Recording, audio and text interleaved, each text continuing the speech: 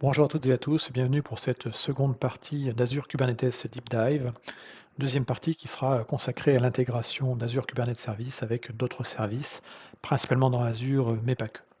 Je suis Stanislas et on va passer ensemble plusieurs dizaines de minutes sur le sujet et voir un petit peu effectivement comment Azure Kubernetes Service en fait ne fonctionne pas par définition tout seul dans Azure, mais va se combiner avec un ensemble de services. Alors, les principaux services avec lesquels, Azure Kubernetes va, fonctionner et s'intégrer, le premier ce sera Azure Active Directory, on va voir un petit peu ce qu'on peut faire derrière. On parlera bien entendu, d'un dépôt d'images avec la registry qui s'appelle Azure Container Registry, un service qui s'appelle Azure Container Instance, plus après la partie networking, Private Link, la partie sécurité Key Vault et également avec Azure Security Center. La partie automatisation avec, la partie, Azure DevOps mais pas que, hein. Et puis, on terminera par la partie fabrique ARM et la partie Azure Monitor sera une troisième partie, spécifique et donc une troisième vidéo. Donc le but ici, c'est de voir comment on a notre brique Azure Kubernetes Service et comment elle va venir s'enclencher naturellement avec, toutes les mécaniques qu'on peut déjà avoir, aujourd'hui, dans Azure. Alors, on va commencer sur la partie identité, donc sachez que par défaut, il existe un compte de service qui existe donc, pour le cluster Kubernetes. Donc, ce compte de service va servir au cluster Kubernetes pour faire pas mal d'opérations et donc ce service en fait, principal est, stocké dans l'Azure Active Directory. Il est stocké dans l'Azure Active Directory. Il permet donc au cluster Kubernetes, Azure d'interagir avec d'autres ressources Azure et c'est notamment utilisé, quand le cluster va, créer, des ressources telles qu'un load balancer ou une adresse IP publique, quand par exemple vous allez rendre un service externe, à Kubernetes. Donc en gros, ce compte de service va avoir des privilèges sur l'abonnement, Azure, sur la subscription et donc ce compte de service va donc, pouvoir être paramétré pour avoir plus ou moins de privilèges sur l'abonnement en fonction des types de ressources qu'il va devoir créer. Point important, ce compte de service, a donc un mot de passe, un secret, qui peut avoir une durée de 1 an, 2 ans ou, être illimité dans sa durée et dans sa validité. Généralement, c'est rare qu'on donne une validité, ad vitam aeternam, et donc on peut arriver dans la situation où on a un cluster Kubernetes AKS qui tourne depuis un certain temps et sur lequel, ben, le secret, donc le mot de passe en gros, va avoir expiré et donc il va falloir le réinitialiser, sous peine en fait d'avoir un fonctionnement défectueux du cluster car il n'aura plus les privilèges, une identité valide pour pouvoir faire des opérations. Donc il est possible de réinitialiser, ou de faire une mise à jour, de remplacer le SPN utilisé par un cluster AKS en faisant la commande AZ-AKS update credential et là on va préciser effectivement, le resource group, le nom du cluster ou dans le ressource group et ensuite l'option, tiret reset, service principal avec le SPN ID, donc du service principal et également, le nouveau, secret. D'accord? Au passage, si, vous allez voir de temps en temps ce qui se passe du côté, d'Azure Advisor, donc le service qui donne des conseils au sens large, désormais, enfin bientôt plutôt, le service Azure Advisor va, regarder ces choses-là. Donc il va être capable en fait de vérifier qu'un cluster Kubernetes utilise un SPN et de checker si le SPN va bientôt expirer ou pas en termes de secret. Donc c'est plutôt une bonne nouvelle.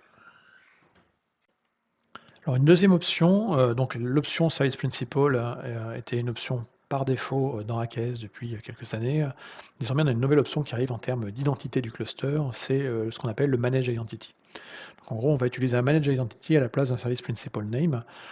Quelle est la différence techniquement derrière? Basiquement, une Managed Identity, c'est ni plus ni moins qu'un, Service Principal Name dont la gestion et la rotation des clés est fait de manière automatique par la fabrique.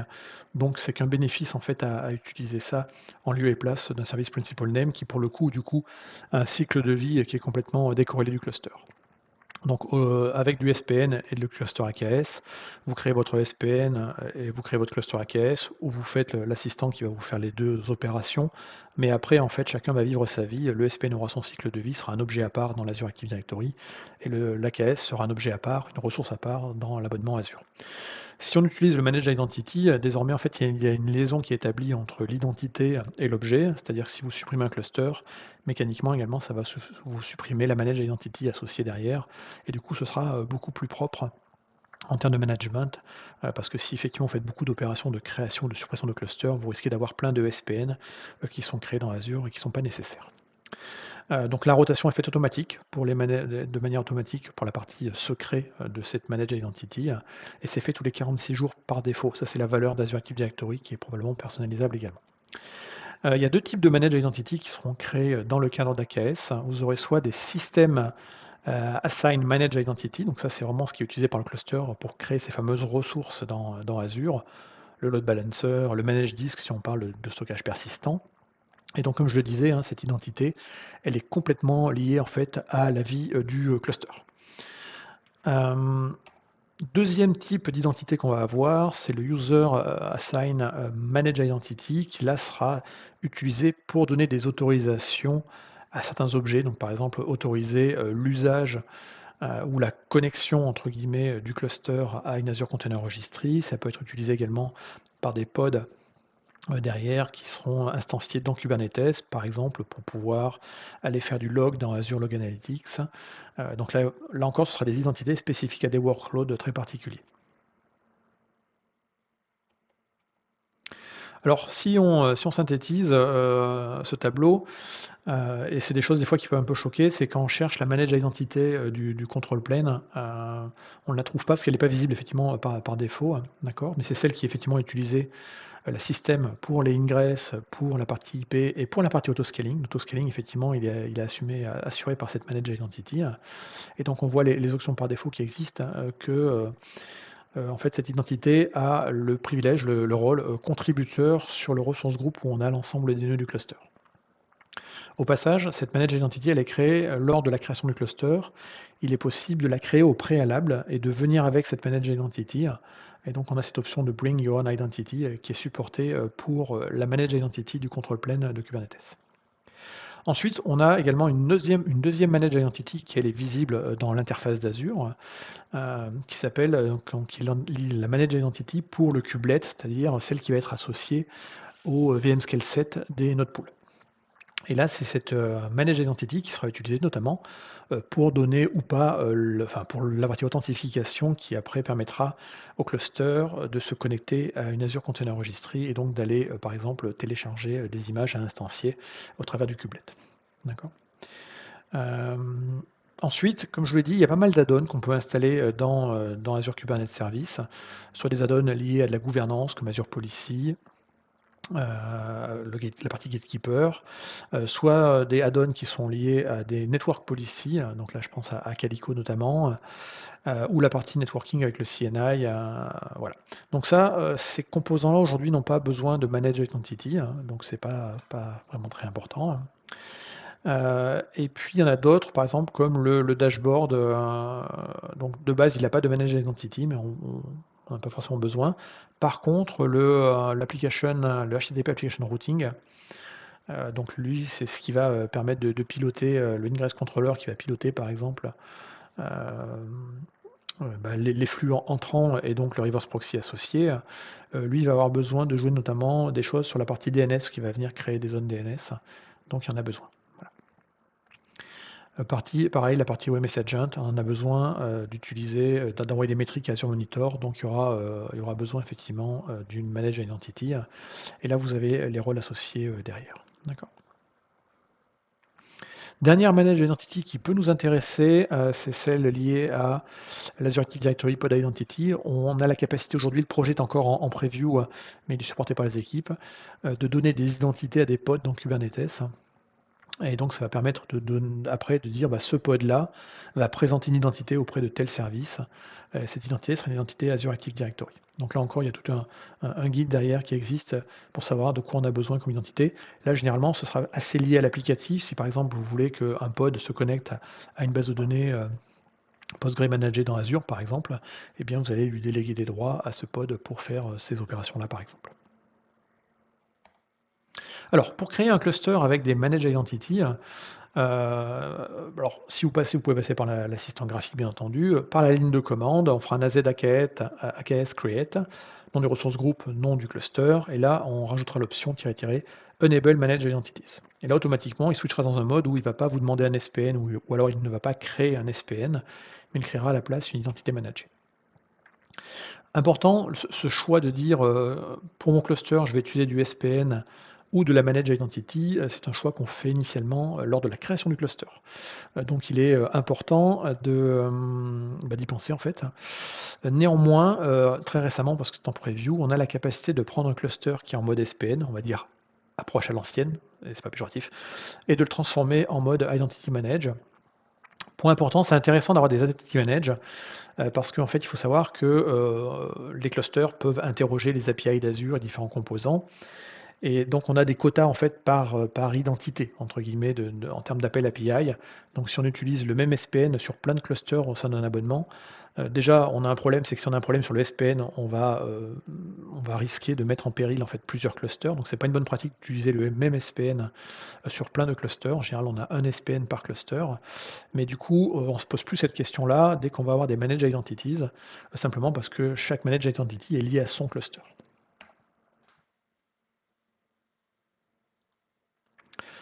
Pour, mettre à jour, tout ça, vous allez pouvoir passer d'un mode SPN à un mode, Manage an Entity en faisant un AZ AKS update, le nom du resource group où il y a le cluster, le nom de votre cluster. Vous activez le Enable Manage Identities et vous faites un Assign Identity et là, vous allez donner, l'ID d'un Manage Identity que vous aurez créé au préalable. Donc, exemple simple, ici, je crée un cluster, j'active, la partie identité. Une fois que mon cluster a été créé, je peux visualiser, effectivement, ces informations-là en termes, d'ID de cette Managed Identities. Simplement, effectivement, ici, je fais, une fois que le cluster est déployé, un AZAKS show et puis derrière, je peux, donc outsourcer le résultat en JSON ou en YAML colorié dans mon cas et ensuite je fais un query sur la partie identity et là, ensuite, j'ai le détail derrière. Je vois bien ici que mon cluster a une identité de type system assign et donc c'est une identité managée. Donc le system assign, c'est vraiment ce qui va correspondre à votre contrôle plane.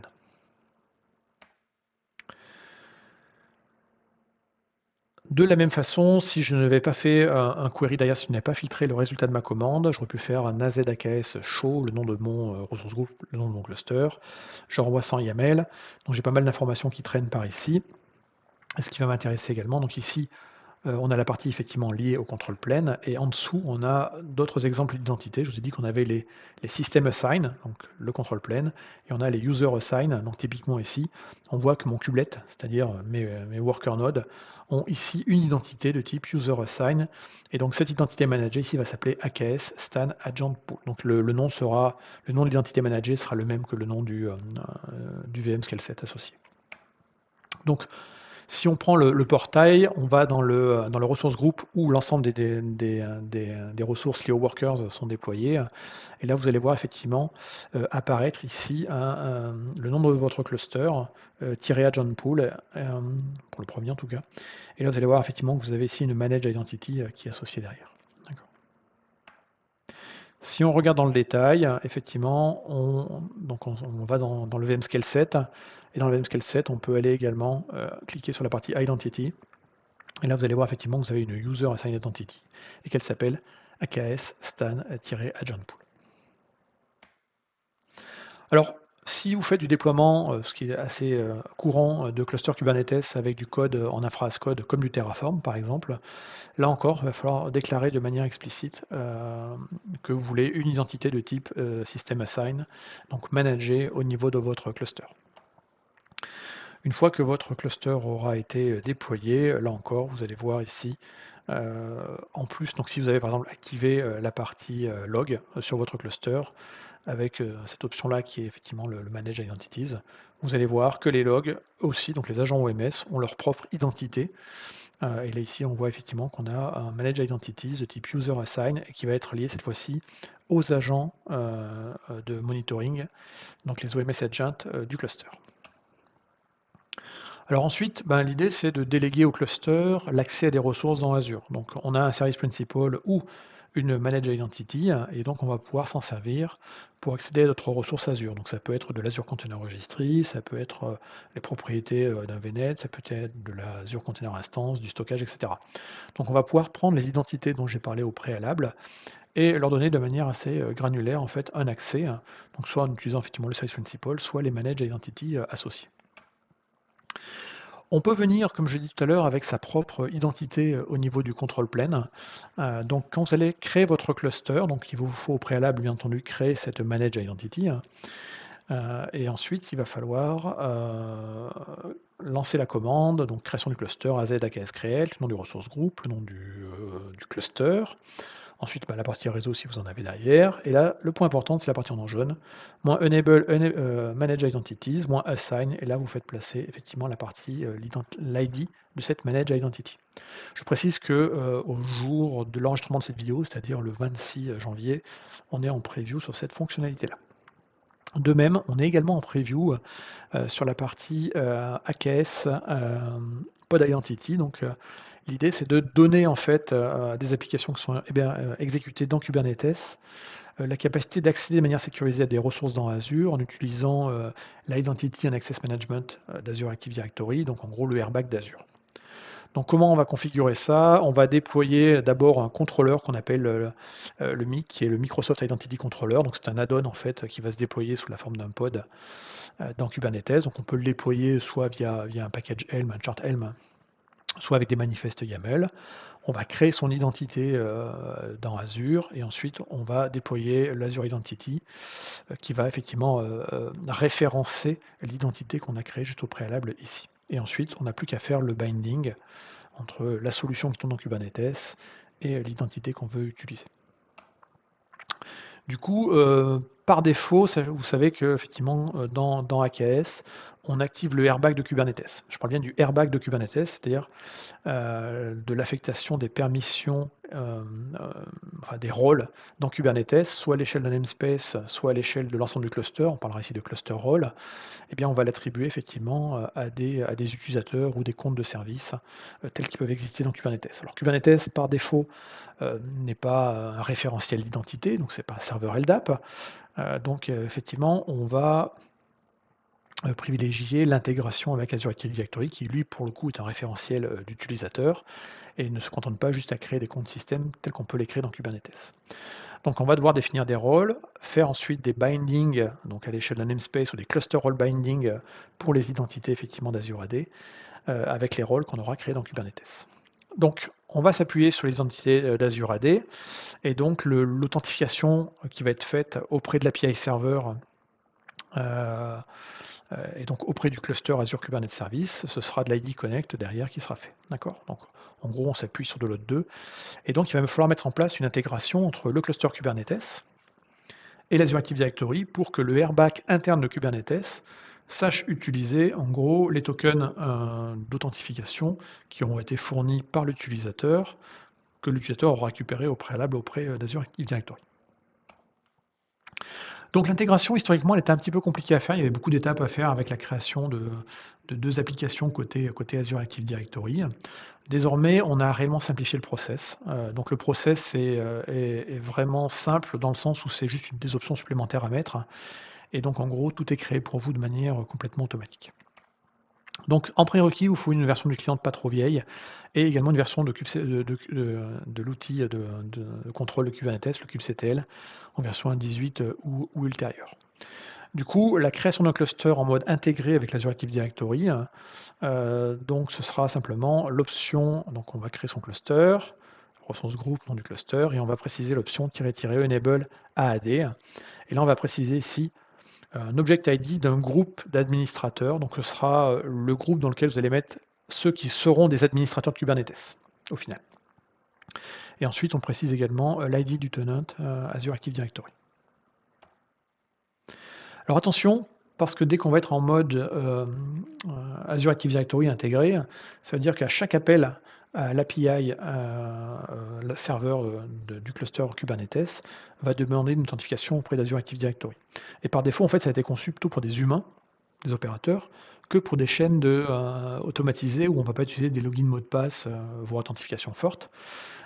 Et donc, en mode AKS AAD Manage, il va falloir changer quelques éléments dans les pipelines. Ce ne sera pas faire un AZ login sur le pipeline, mais on utilisera à la place le kube login, donc qui est un projet qui est disponible sur le GitHub d'Azure, qui va permettre au cluster d'utiliser un service principal pour néanmoins un cluster qui lui utilise de l'authentification Azure AD intégrée. Du coup, dans l'exemple ici, j'ai créé, un groupe d'utilisateurs qui s'appelle MyAKS Admin Group. Donc ce seront les administrateurs de mon ou mes clusters, AKS. Ensuite, eh bien, par la commande az-ad-group list filtré avec le display name égal à myAKS admin group, je peux récupérer ici un object ID qui est donc l'identifiant unique dans l'Azure Active Directory en fait de ce groupe. Ensuite, je vais pouvoir faire ma commande ici où je vais créer un nouveau cluster dans un ressource groupe qui s'appelle AKS. Le cluster s'appelle stan AKS et ici j'active l'Azure Active Directory ici en faisant passer l'identifiant, je l'ai gardé ici, voilà. Je fais passer ce fameux identifiant qui était ici pour l'object ID de mon AAD admin group, voilà, et ensuite je précise l'ID de mon tenant. Le tiret de generate SSH key n'est pas obligatoire. Donc là on me dit que c'est bon, et mon cluster est créé et intégré. Du coup, une fois que j'ai ça, donc mon cluster est créé, l'intégration a été faite de manière managée, hein. Je vais récupérer mon kubeconfig, donc je vais faire un az-aks getCredential, le nom du ressource groupe, le nom du cluster. Donc là, mes credentials ou mes informations de connexion, mon kubeconfig vont être mergées avec ma config actuelle. Cette commande-là, elle vient rajouter dans le fichier, dans le config, les nouveaux clusters qui arrivent. Et ici, je fais une commande simple, un kubectl getNodes. Et là, on voit qu'en fait, c'est un changement de comportement qu'on a qui est lié à l'intégration AKS Azure Active Directory. C'est qu'on me dit, avant qu'on te renvoie le résultat, donc là, j'appelle l'API serveur avec mon kubectl, mais avant d'avoir le résultat, je dois prendre un navigateur, ouvrir la page microsoft.com/device-login, taper mon code et m'authentifier avec les mécaniques standard Azure Active Directory. Donc je tape mon code, je prends mon utilisateur, donc je mets le mot de passe et si j'ai besoin, là, si j'étais déjà logué dans un autre onglet, je peux récupérer mes credentials. Et là, ça y est, il me dit vous êtes bien logué. Et là, automatiquement, donc là, on devrait normalement avoir la liste des nœuds, et pourtant j'ai un message d'erreur qui me dit ok, là je suis authentifié, mais j'ai un message d'erreur qui est renvoyé par l'API serveur qui me dit forbidden, interdit. Donc les ressources Node sont interdites pour l'utilisateur Intel, il n'a pas le droit de lister la ressource au niveau de l'API. Donc là, c'est tout à fait normal, effectivement, dans ce cas présent, car si on regarde ici mon groupe d'administrateurs, pour l'instant, ce groupe est vide. Donc là encore, je peux récupérer mon kubeconfig, mais si je n'ai pas fait la bonne délégation de droit, effectivement, je n'ai pas le binding qui est associé, qui me permet de faire des choses. Donc là, ici, je vais simplement venir rajouter mon utilisateur, ici, dans ce groupe Azure Active Directory, et je n'ai plus qu'à refaire ma commande, et à cette fois-ci faire un kubectl, m'authentifier avec un nouveau code, et là cette fois-ci ça fonctionne. Donc là on a un moyen très simple finalement de contrôler qui sont les admins en fait, les super admins des clusters Kubernetes AKS d'une manière centralisée, et ensuite de faire que tout appel auprès de l'API serveur sera authentifié avec l'Azure Active Directory, avec des mécaniques potentiellement fortes en termes d'authentification. C'est-à-dire que quand on va faire l'authentification sur le microsoft.com/device-login, on peut avoir du MFA, on peut avoir du conditional access, et l'ensemble des choses sont loguées également au niveau des journaux d'activité d'Azure Active Directory. Donc normalement, le airbag doit être fait de Kubernetes, se fait au sein de Kubernetes. C'est-à-dire que vous allez créer vos rôles ou vos cluster rôles, et puis ensuite faire vos bindings, vos role binding ou vos cluster role binding. Et associer dans les bindings, effectivement, des identités qui sont soit des adresses email, donc des comptes utilisateurs qui sont dans l'Azure Active Directory, soit des groupes d'utilisateurs de l'Azure Active Directory. Depuis peu, on a en preview dans Azure la capacité d'utiliser le airbag d'Azure qui va aller lui-même faire des modifications dans le airbag de Kubernetes. L'idée étant de ne pas travailler à deux niveaux et de se donner des droits basiques, de pouvoir faire des rôles assez traditionnels dans un cluster en termes d'administration et de pouvoir le faire directement depuis le airbag d'Azure. Donc dans Azure, on a les équipes d'Azure Kubernetes Service ont créé en fait, aujourd'hui il y en a 4, il y a 4 rôles qui existent.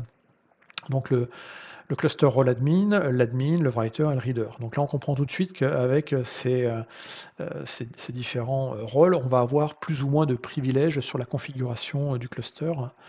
Et donc si on veut utiliser cette fonctionnalité-là, donc là en gros on va faire le airbag au niveau Azure en disant je vais prendre tel utilisateur ou tel groupe d'utilisateurs dans l'Azure AD, et au niveau de la console d'Azure, des outils d'Identity and Access Management, on va dire, cet utilisateur est un cluster admin ou un writer, etc. sur Kubernetes. Et automatiquement, en fait, la délégation et le binding sera fait de manière automatique. Donc pour avoir cette option, il va falloir rajouter une nouvelle option qui est actuellement en preview, qui est lorsqu'on va créer le cluster. Donc il va nous falloir bien entendu l'intégration avec Azure AD. Et puis on va rajouter cette option qui est le -enable-azure airbag pour l'avoir. Et là donc c'est, on va dire, le moyen simple de faire le airbag basique. Ça ne remplacera pas après un airbag très spécial au sein de Kubernetes, mais pour les tâches, on va dire, d'admin ou simplement de contributeurs, c'est une approche assez intéressante.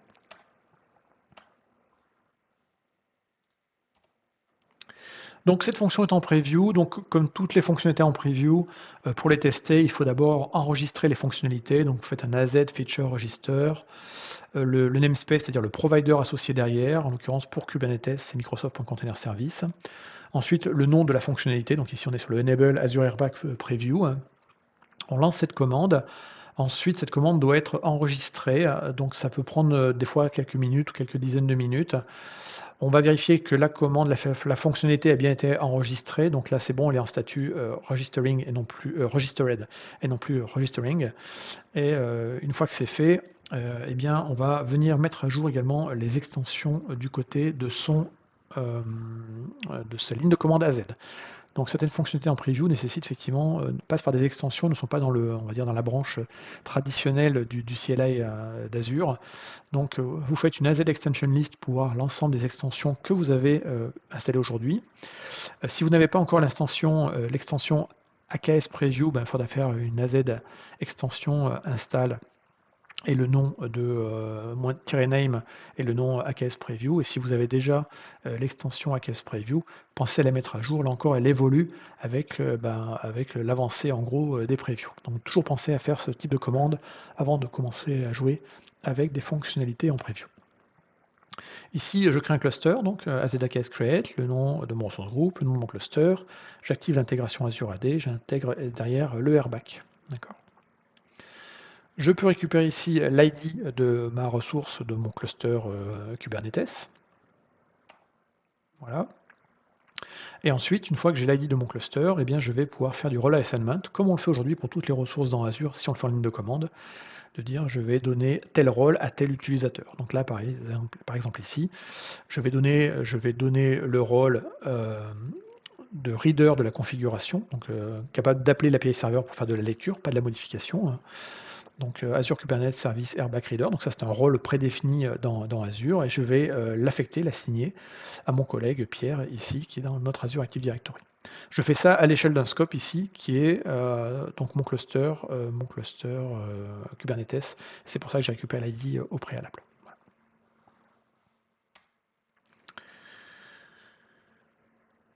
Ensuite, en tant qu'utilisateur, si je vais me balader dans la console et que je regarde notamment au niveau d'Azure, ici, ce qu'on appelle les Kubernetes ressources, ce qui correspond globalement au nouveau dashboard de Kubernetes intégré directement dans Azure, et bien là, par exemple, j'ai un message qui me dit vous ne pouvez pas voir cette information-là parce que vous n'avez pas de privilège. Donc là, je suis connecté en tant que esquastat-microsoft.com. Je ne me suis pas attribué des privilèges permettant de faire ça. Donc par défaut, effectivement, je ne peux pas voir. Et là, on me dit il va falloir mettre à jour l'assignation des rôles et donner les bonnes permissions Kubernetes pour pouvoir voir cette ressource. Voilà, tout simplement. Autre service très très intéressant, Azure Container Registry. Service qui est intéressant parce que c'est une registry Docker au format Docker 2.0 qui est sous la forme d'un service géré, managé, c'est du PaaS, dans le sens où le maintien en condition opérationnelle, la scalabilité de la plateforme, c'est pas votre problème, vous êtes plus un consommateur de ce service de dépôt d'images. Alors on peut y stocker des images soit au format Docker, soit au format OCI, OCI Open Container Initiative, qui est plutôt la nouvelle norme désormais. Et puis ça peut servir également de dépôt pour des charts Helm qui sont couramment utilisés dans le monde Kubernetes. Donc comme je l'ai dit, un service PaaS, il est hautement disponible, il y a des SLA qui sont dessus. Et quand vous allez acheter le service, vous avez différentes SKU qui existent, base, standard, premium. Plus on augmente dans la licence, plus on a des fonctionnalités et plus également on va avoir une volumétrie de stockage des différentes images. D'accord. Donc effectivement, plus ou moins de fonctionnalités. Le coût, la facturation de service est une facturation à la journée, qui est un coût relativement faible, surtout si on compare, au coût du compute, avec des clusters. Hem, donc on va dire que ça rend bien le service pour un coût moindre et l'idée c'est de l'attacher et de la mettre au plus proche des clusters, donc dans la même région, pour du coup avoir une latence assez faible et du coup pas de frais, interrégions de communication réseau.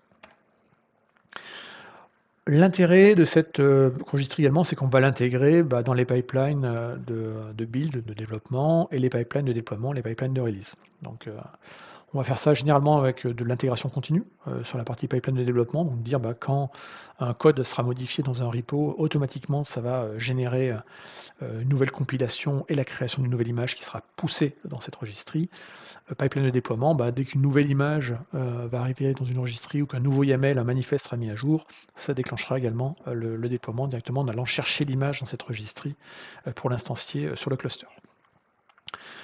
On peut, également utiliser une fonction intégrée qui est assez peu connue, qui sont les builders, et donc utiliser une fonction, ce qu'on appelle les ACR tasks, qui permettent également de builder à la demande de manière complètement automatisée, par rapport à des déclencheurs qui peuvent être effectivement du code comité, ou des mises à jour d'images de base. Donc là encore, on n'est pas obligé de prendre une solution externe, de pipeline, telle que, Azure DevOps, GitHub Action, GitLab, j'en passe et des meilleurs. Donc on a cette fonction de création automatique, de builder des images qui est disponible également dans la Container Registry. Là encore, à voir en fonction des niveaux de SKU, mais en tout cas c'est disponible à ma connaissance dans les premium et probablement dans la standard également. Du coup, l'idée, après, c'est d'associer, quand on va créer des clusters Kubernetes, de directement les associer à une Azure Container Registry, si possible de le faire dès l'installation. On va créer un cluster, on sait qu'en fait, la plupart il sera associé à une application donnée qui sera probablement stockée dans une registrie donnée.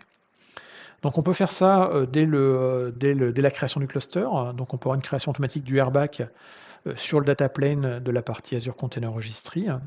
Donc je sépare bien la partie, data plane de la partie, management, control plane. Donc l'ACR, le control plane, c'est vraiment la capacité pour quelqu'un de faire des opérations de configuration de l'ACR.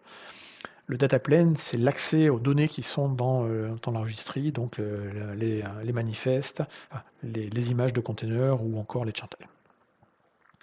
Et donc cette association d'un cluster AKS avec une Azure Container Registry, on peut le faire via l'assistant de création d'Azure, sur le portail ou avec la CLI par exemple.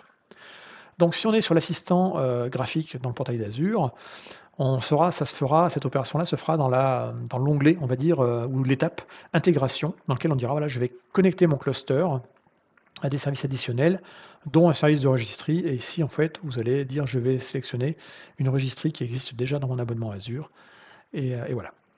Et puis, automatiquement, dans le process de déploiement, il y aura une étape qui consistera effectivement à faire cette liaison entre le cluster AKS qui aura été déployé au préalable et cette Azure Container Registry, qui existe déjà. Si on le fait en Azure CLI, en gros, on va, affecter, donc la valeur, le nom de la registry. Si on n'a pas déjà une registry, on va la créer, tout simplement, d'accord?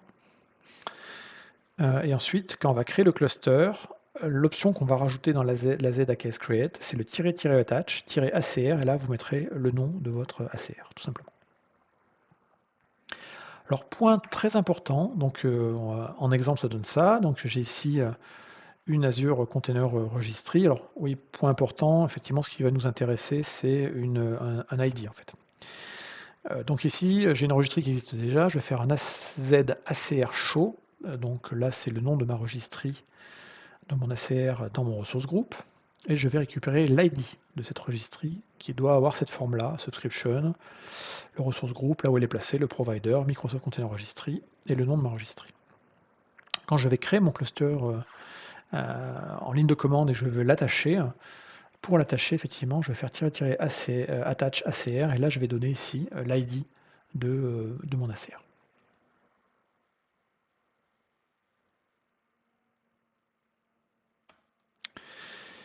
Une Azure Container Registry, elle a plusieurs built-in roles. Elle a des rôles qui existent par défaut créés dans Azure, qui permettent de donner plus ou moins de privilèges, en fait, à cette Azure Container Registry.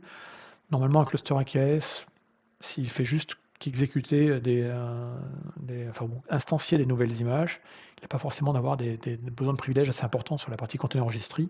Donc on va plutôt lui donner par exemple des droits de type ACR pool pour aller chercher des images. Si on a de la construction, du building, d'images, dans par exemple des pipelines qui sont nativement instanciés, sur Kubernetes, on peut du coup avoir effectivement la notion de push. Là encore, donc du coup, on a tout un ensemble de permissions qui existent, donc des rôles pré-créés en fait dans Azure pour pouvoir déléguer plus ou moins d'accès en fait sur l'Azure Container Registry en termes de contrôle plane et de data plane. Alors certains rôles sont plus des rôles d'administrateur, les premiers ici, et puis on a des rôles ici comme le push, le pull, qui vont être donnés plutôt à des services principal ou des managed identities de Kubernetes. Et puis pareil, la partie, intégration continue, ou pipeline au sens large, va pouvoir utiliser, effectivement du push, du pull, voire du nettoyage également et de la signature. Si on regarde ici, j'ai créé, 2 clusters. Alors 2 clusters, un par les interfaces graphiques, l'autre, par la ligne de commande. Et si on regarde le RBAC et l'Identity and Access Management qui a été fait au niveau de la registry, donc ma registry qui est ici, eh bien, on constate que ces deux clusters n'ont pas tout à fait les mêmes privilèges. Il y en a un ici, donc une Managed Identity, il y a un de mes clusters, le AKS Stan7 qui lui a le rôle ACR Pool. Et ici, on voit que l'AKS Stan2, donc un autre cluster, lui a le rôle contributeur. Pourtant, j'ai fait entre guillemets la même opération d'attacher une registry à un cluster. Néanmoins, en fait, le comportement il n'est pas le même en fonction des interfaces qu'on va utiliser. Donc si, on le déploie avec l'Azure CLI, on a vraiment restreint, les privilèges au minimum. C'est-à-dire qu'on donne le droit juste d'aller chercher des images, de faire un pool. Si par contre on passe par le portail Azure, là, à ce moment-là, le cluster AKS a un privilège, un rôle de contributeur. Bien entendu, on peut le faire a posteriori, mais sachez juste qu'il y a une différence, en termes de paramétrage en fonction si on prend cette option dans l'interface graphique, l'assistant, ou si on le fait par la ligne de commande, Kubernetes, enfin AZ, pour le déploiement. Alors, point intéressant également, donc on va pouvoir alimenter l'Azure Container Registry, avec nos propres images. On peut aller chercher également des images dans le marketplace d'Azure. Il y a des images de containers qui sont fournis par des tiers, soit des ISV commerciaux qui mettent leurs solutions à disposition sous la forme d'images, dans le marketplace d'Azure, soit des organisations, enfin des entreprises, qui buildent des images par rapport à l'open source. Je pense à Bitnami par exemple et qui proposent des images prêtes à l'emploi, là encore validées par leur process dans le marketplace d'Azure. Vous pouvez également en fait importer, depuis le Docker Hub directement, des images avec la ligne de commande AZ-ACR import. Là, vous donnez le nom de votre, Azure Container Registry, la source, donc ici on va aller chercher ça sur Docker et là on précise l'image.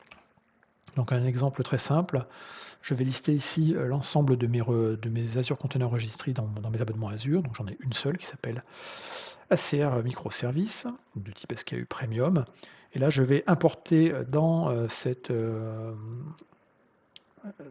ACR, je vais importer, simplement une image Ubuntu, voilà. Donc je vais prendre sur le Docker Hub l'image Ubuntu avec le tag Xenial et puis ici, moi je vais la taguer, dans ma registry avec la date du jour ou la date d'hier, hein, le 25/01/2021. À l'issue de ça, effectivement, si je liste le contenu, l'ensemble des repos, des images disponibles, dans mon ACR, je vois bien apparaître ici mon Ubuntu ici, sur ma registry. Un autre service assez intéressant, qu'on peut combiner avec Azure Kubernetes Service, mais qui peut être également utilisé de manière indépendante, c'est Azure Container Instance. Azure Container Instance, c'est ni plus ni moins qu'une plateforme Docker, as a service, en mode PaaS, dans le sens où vous ne gérez pas les Docker hosts sous-jacents, leur maintien en condition opérationnelle, leur patching, et cetera. C'est fait pour vous, par le fournisseur, qui est Microsoft ici. Et donc un Azure Container Instance permet, d'arriver en fait et de dire: «Voilà, j'ai telle image de container qui est située soit sur une registry publique comme le Docker Hub, soit sur une registry privative comme une Azure Container Registry et je voudrais déployer cette image, l'instancier avec, tel nombre de CPU, telle mémoire et éventuellement des GPU. Et vous lancez tout ça et automatiquement, en fait, l'image est déployée, sur Azure Container Instance. Donc en gros, on va dire qu'on a un cluster de Docker host prêt à l'emploi eh bien, on va pouvoir également utiliser en fait et lier en fait un cluster Kubernetes, Azure avec, ce second service de containerisation. Et donc on va s'appuyer pour cela sous la notion de virtual node. Donc on va exposer en gros le service ACI comme un nœud virtuel dans le cluster Kubernetes et on se base là-dessus sur un projet open source qui s'appelle le Virtual Kubelet. Donc je vous mets le GitHub ici. Et donc du point de vue, AKS, la plateforme ACI ne sera en fait qu'un nœud supplémentaire, dans le cluster. D'accord? Alors à quoi ça sert? Ça sert principalement à étendre, la capacité de son cluster, en mode, assez rapide pour du burst, hein. Donc par exemple, vous avez de l'autoscaling, mais il a ses limites et peut-être que vous voulez être sûr d'absorber une grosse pique de charge à un moment. Pour le coup, on peut instancier, un certain nombre enfin beaucoup de containers sur ACI et la plateforme est assez grosse, d'accord? On peut se servir également d'un virtual kubelet pour faire des traitements particuliers, des jobs, par exemple Sun Kubernetes, donc du batch et dire, bah, par exemple, j'ai besoin d'avoir, des machines avec des GPU, mais je me sers que, sur une base assez peu fréquente. Mais à des moments, j'ai besoin d'avoir beaucoup de GPU, juste le temps de lancer un batch et après, j'ai besoin de désactiver tout ça. Comme je l'ai dit, hein, dans ACI, en fonction des régions, bien entendu, on peut avoir, des GPU disponibles pour faire instancier ces containers sur ACI.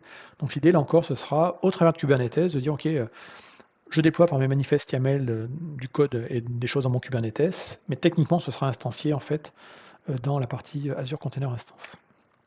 Alors, revoyons le tout en image. Donc, vous avez ici vos humains ou vos chaînes de pipeline qui vont lancer des tâches ou des déploiements. Ça arrive au niveau du control plane d'AKS, qui lui ensuite, avec le scheduler, donc le controller manager va vérifier ou pas si la configuration demandée est en adéquation avec ce qui tourne actuellement. Si ce n'est pas le cas, à ce moment-là, bah, c'est le scheduler qui va prendre donc le control manager va dire au scheduler de déployer par exemple des nouvelles choses, de corriger entre guillemets la configuration et le scheduler va rechercher le meilleur endroit, où déployer, globalement des ressources. Le meilleur endroit, alors là encore, hein, dans les bonnes pratiques, on va donner des ressources, des requests et des limites, au niveau de ces pods pour faciliter, le travail également, du scheduler, en termes de bin packing pour trouver le meilleur endroit en fait, où déployer la ressource.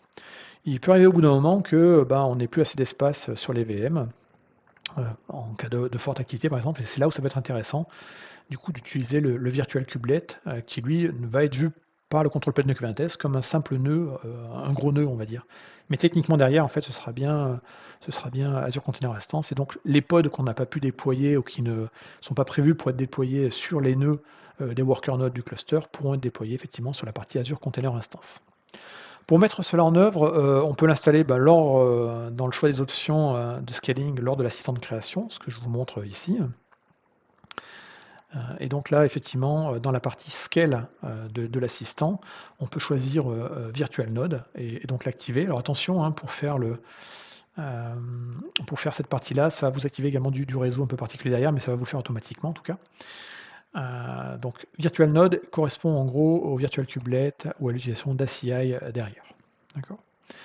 On peut l'activer également en ligne de commande et on peut l'activer a posteriori sur un cluster existant, simplement en faisant la ligne de commande AZ-AKS enable add-on, le nom du ressource groupe ou le cluster, le nom du cluster, -add-on et là on va préciser virtual node et là on va préciser sur quel subnet réseau on va venir attacher, ce nœud virtuel. On peut également activer tout ça, automatiquement via de l'infra as code, ARM, Terraform, Ansible, relativement classique. Une fois qu'on a un virtual kubelet, qui est instancié et donc, un virtual node, si vous faites un kubectl, get nodes, eh bien vous verrez effectivement, vos nœuds traditionnels apparaître et vous verrez effectivement un virtual node-ACI Linux qui va apparaître. Alors ça peut être un Windows également, vous pourriez faire et donc là vous allez voir effectivement ici, la version, de l'agent. Comment on va faire pour déployer sur un virtual kubelet? Eh bien, en fait, on va utiliser la notion de node selector et de tolération, pour pouvoir bien cibler les déploiements et dire ces déploiements doivent se faire ici.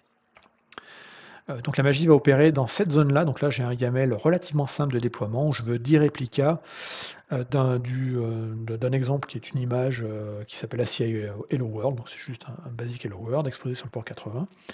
Là, avec le node selector, je vais préciser effectivement que je serai ici sur des nœuds de type Linux, juste au cas où effectivement j'ai des clusters mixtes. Un nœud qui sera un nœud de type virtual kubelet Et ensuite derrière, je vais mettre une tolération, derrière surtout sur ce déploiement-là, en précisant effectivement, que ce virtual kubelet doit être de type Azure ACI. Là encore, le virtual kubelet est un projet open source, il est après décliné chez d'autres fournisseurs et là encore dans notre tolération, on peut être très précis en disant effectivement: «Là mon virtual kubelet, il est bien du côté Azure». Effect noschedule, on va voir après juste ce que c'est. Donc on utilise la notion de teinte et de tolération, donc on peut teinter des nœuds, dans Kubernetes et après, les tolérations, donc dans le noschedule en fait, celui que j'ai pris dans mon exemple précédent, ici, et ben, en fait, les pods qui ne sont pas compatibles avec la teinte ne sont pas assignés, tout simplement. Donc là, l'idée, c'est d'être sûr que, on n'ait pas des pods qui normalement devraient être sur les workers, donc sur les VM Scale 7 ou les VM du cluster AKS, qui soient déployés sur ACI et donc là, voilà, ça permet de forcer, d'être sûr de mettre les bons pods aux bons endroits. Si on a nos schedules, effectivement, si on n'est pas compatible, ça ne va pas déployer dessus. Donc le scheduler du contrôle plane n'enverra pas les pods à déploiement sur ACI. Le prefer no schedule, c'est qu'en gros, il va essayer de faire ça sur les autres nœuds, mais si la teinte n'est pas compatible, il va privilégier les autres nœuds si la teinte n'est pas compatible, voilà.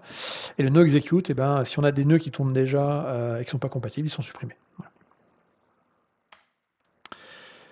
Cluster privé, ça c'est une demande qu'on a eu beaucoup, qu'on a de plus en plus de la part de nos clients, qui veulent utiliser effectivement, du Kubernetes, dans Azure, mais qui ne veulent pas exposer en fait l'API serveur publiquement. Alors je l'avais expliqué dans le deep dive, donc dans l'autre vidéo, partie 1 du deep dive d'AKS que vous pouvez retrouver, dans les liens. L'API serveur est public. Alors on peut restreindre après son exposition, on peut restreindre à des IP, et puis on peut mettre des mécaniques assez forts en termes d'authentification et de contrôle derrière. Néanmoins, certains préfèrent en fait dire: «OK, nous on a du cluster Kubernetes, mais le but n'est pas d'exposer publiquement parce que tous nos outils sont en interne et que globalement on veut le piloter au travers de notre VPN, de site à site, de notre express route ou simplement depuis une machine spécifique et dans un VNet». Donc on va pouvoir rendre désormais, on a comme option de rendre les clusters AKS privés. Donc privé, ça veut dire que l'API serveur ne sera pas public. Elle n'aura pas un endpoint public avec un nom DNS derrière. Donc on va utiliser pour cela comme technologie, ce qu'on appelle Private Link et donc on va interagir, les clients vont interagir avec l'API serveur de cet AKS directement avec une IP, privée dans la RFC 1918 et donc dans un subnet, particulier d'Azure. Il vous faudra pour cela un load balancer standard, et donc ça vous permettra effectivement d'accéder à l'API serveur via, du peering de VNet, via l'interconnexion avec un site, avec un data center sur site, etc. Donc ça va se matérialiser comme ça. On va avoir ici notre cluster déployé dans un subnet avec un private endpoint. Où là, du coup, on aura le private endpoint lié, donc qui permettra d'accéder à l'API master, enfin à l'API serveur, donc le contrôle plane, les masters du cluster. Et puis ensuite, derrière, eh ben, on va faire ici du conditional forwarding pour pouvoir renvoyer sur la bonne URL et pas sur quelque chose de public. Voilà. Là encore, je ne rentre pas trop dans le détail derrière, je vous mettrai les liens pour aller plus loin sur ces sujets directement associés aux articles derrière qui font référence à ça dans le détail. Alors, il y a néanmoins quelques limitations à connaître quand on a un private cluster. Alors déjà, si on utilise des chaînes de pipeline CI/CD où on utilise des agents proposés par les plateformes. Donc, exemple, si vous avez de l'Azure DevOps avec la partie Microsoft Hosted, c'est-à-dire les VM qui sont des poules de VM gérées par Microsoft, bah, ça ne va pas marcher parce que effectivement, ces VM-là, quand on fait les pipelines, il y a des traitements qui vont tourner dessus et qui vont appeler normalement l'API server. S'il n'est pas exposé publiquement, bah, ça ne va pas marcher. Donc il faudra utiliser plutôt des self-hosted agents, c'est-à-dire des agents instanciés sous la forme de VM et qui, eux, seront placés en interne, entre guillemets, et pourront accéder à cette API serveur interne. Ce sera la même chose si vous utilisez du GitHub Action avec des runners. Vous ne pourrez pas utiliser les runners publics de GitHub, il faudra prendre des runners privatifs. Idem avec les autres solutions de CI/CD. D'accord. On ne supporte pas également Azure DevSpace dans cet environnement-là. On ne sait pas aujourd'hui encore changer un cluster avec une API publique vers un cluster avec une API serveur privé et utilisant Private Link. Et pour la partie Azure Monitor for Container en live data, à ma connaissance, on ne le fonctionne pas encore. Voilà. Là encore, il y a des limitations qui peuvent changer dans le temps. Revérifier effectivement après vision de cette vidéo, si vous la regardez un peu tard, qu'il n'y a pas eu des changements entre-temps. Alors un exemple de ligne de commande AZ AKS pour créer un cluster en mode privatif. Donc on va donner Broken Utility Resource Group, le nom du cluster, un load balancer standard, je vous l'ai dit que c'était obligatoire aujourd'hui. On va rajouter l'option Enable Private Cluster, préciser ensuite les ranges d'adresse IP justement de l'API server. Alors, prenez les RFC 1918. Et puis ensuite, on a des options traditionnelles au niveau de networking. Donc là, important, ce sont les deux lignes Private Cluster et API Server Address Range. Autre service qui est pour moi fondamental à utiliser avec des environnements tels que Kubernetes, mais pas que, Azure Key Vault. Donc je rappelle qu'Azure Key Vault est un service, on va dire, de coffre-fort à secret et à clé. On peut stocker des objets qu'on appelle des secrets dans Kubernetes. Ils sont stockés dans la base de etcd. Ils ne sont pas stockés de manière ultra sécurisée dans le sens où ils sont plutôt chiffrés en base 64 et en fonction des privilèges qu'on peut avoir sur le namespace, on peut les visualiser. Visualiser la version encodée en base 64, mais à décoder, c'est pas vraiment un problème. Donc, j'ai tendance à dire que la bonne pratique est plutôt d'externaliser les secrets, donc tout ce qui est un peu sensible, tout ce qui est clé cryptographique également, dans un coffre spécifique. Donc, en service managé sur Azure, on a Azure Key Vault. Et l'idée ensuite, c'est d'appeler ces informations via des références dans le code. D'accord ? Donc parmi les usages qu'on peut avoir avec AKS d'Azure Key Vault, on peut notamment venir par exemple avec la clé de chiffrement des disques managés des workers. Donc les worker nodes, les VM, sont chiffrés par défaut à Trest. Elles sont chiffrées avec les clés du fournisseur de service qui est Microsoft. Si vous voulez dire ok, j'ai des VM et je veux les chiffrer avec mes propres clés, dans ce cas-là, effectivement, il y a cette option-là de venir avec ses propres clés, et dans ce cas-là, on mettra sa clé justement dans le Key Vault. Alors, assez récent, donc c'est supporté désormais par les équipes d'Azure.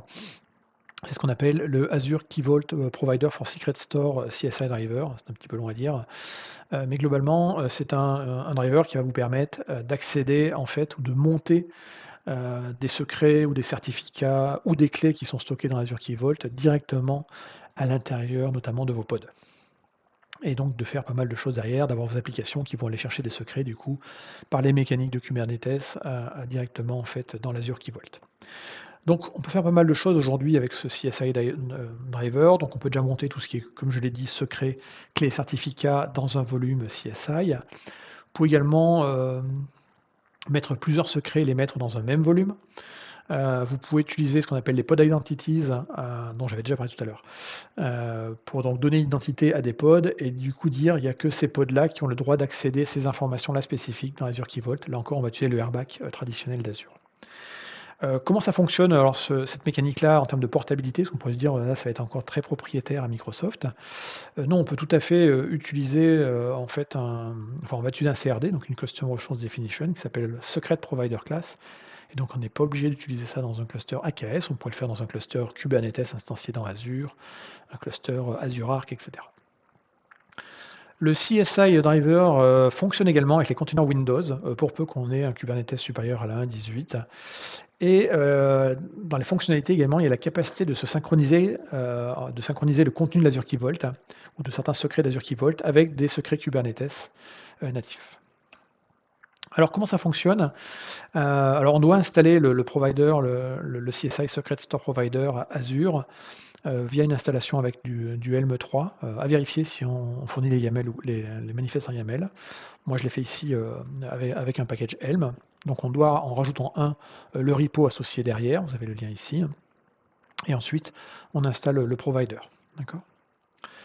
Une fois qu'on a fait ça, on va créer des secret provider class. Donc là, pour le coup, il y a plusieurs modèles qui sont fournis. Là, j'en ai pris un, mais il y a pas mal de templates qui sont fournis dans le GitHub associé. Retenez juste que le secret provider class il doit être dans le même namespace que le pod qui va l'utiliser. D'accord, ça c'est important. C'est un problème assez classique qu'on peut avoir. Donc là, j'ai fait mon installation. Et donc l'installation via Helm me met effectivement le provider ici.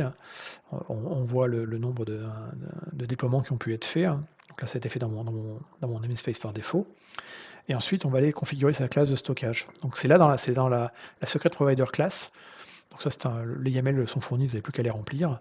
Vous allez dire quel type d'authentification vous allez utiliser pour vous connecter en fait au Key Vault au travers de ce CSI, un Secret Store. Donc ici, par exemple, je me connecte donc au Key Vault qui s'appelle KVN name. Donc là, on met enfin, on va mettre ça, c'est le fichier générique. On va mettre ici effectivement le nom du key vault. On va choisir ici si on va utiliser des pod identity ou des managed identity. Si on utilise des VM managed identity, on mettra ici les client ID associés. Et ensuite, on va préciser ici dans ce tableau, cet array, les objets qu'on veut récupérer. Est-ce qu'on veut récupérer des secrets, des clés? Ça peut être également des certificats.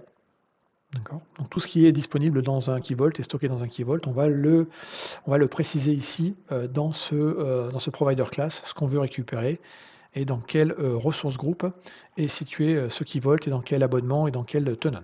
D'accord. C'est extrêmement bien documenté, le GitHub pour le coup est pas mal. Donc je l'ai repris dans mon cas particulier. Donc je suis allé chercher ici, donc j'ai créé ma propre provider class, ma propre secret provider class. Donc c'est un type effectivement ici qui est amené par une CRD. Donc je suis sur le provider Azure. Ici dans mon cas, je ne vais pas utiliser les managed pod identity, je vais utiliser les managed identity de mes VM, donc des VM de mon VM Scale 7. Et donc je suis allé chercher ici l'ID de la managed identity liée à mon node pool. Je vais sur le key vault qui s'appelle Azure Key Vault Stan, qui est dans ce tenant, et dans cette secret provider class, eh bien, je vais récupérer deux choses. Je vais récupérer un secret et une clé. Donc ce premier secret, il est dans mon key vault ici, il s'appelle secret K8s-demo Stan, et la clé, elle est dans la partie clé key de mon Azure Key Vault. Donc c'est une clé cryptographique, donc c'est en gros la clé publique de ma paire de clés RSA, la partie privée restant par définition dans le key vault. Et donc ça s'appelle clé démo K8s. Donc là je vous ai montré comment je l'ai configuré. Donc moi je l'ai configuré pour utiliser effectivement un VMSS User Assigned Managed Identity. On pourrait utiliser d'autres types d'identités ou un Service Principal. Donc ça c'est les différentes options qui vont permettre en fait, quand on va configurer le secret provider class, de s'authentifier auprès de l'Azure Key Vault. Donc c'est important, à l'Azure Key Vault, on ne peut pas avoir accès à la partie données sans être authentifié. Donc je parle bien du data plane effectivement du Key Vault. Donc dans mon cas, moi je suis allé effectivement sur la Managed Identity de l'agent pool de mon cluster AKS et je suis allé chercher le client ID que je suis venu greffer ici. Donc on voit 954, etc. etc. Donc on le retrouve ici effectivement, 954.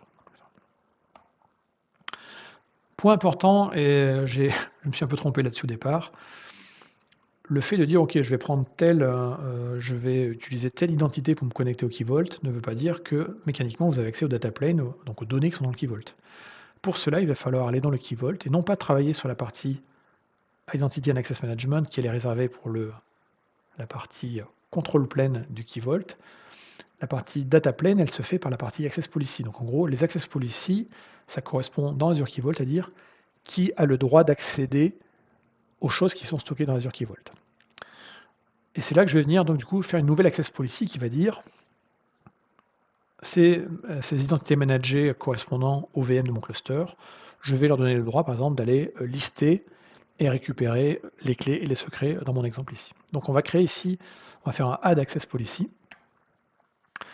Je vais dire que je vais travailler au niveau, alors je peux partir d'un template qui est effectivement le Key and Secret Management, donc là il va me filtrer un petit peu les options disponibles, et je lui dis ici je vais prendre au niveau des permissions deux permissions, alors si je ne les ai pas montrées c'est get et list, même chose pour la partie secret, et ensuite je vais venir sélectionner ici le principal, c'est-à-dire l'identité à qui je vais associer cette politique d'accès, cette stratégie d'accès, et là je vais aller chercher ici ma fameuse Manage Identity.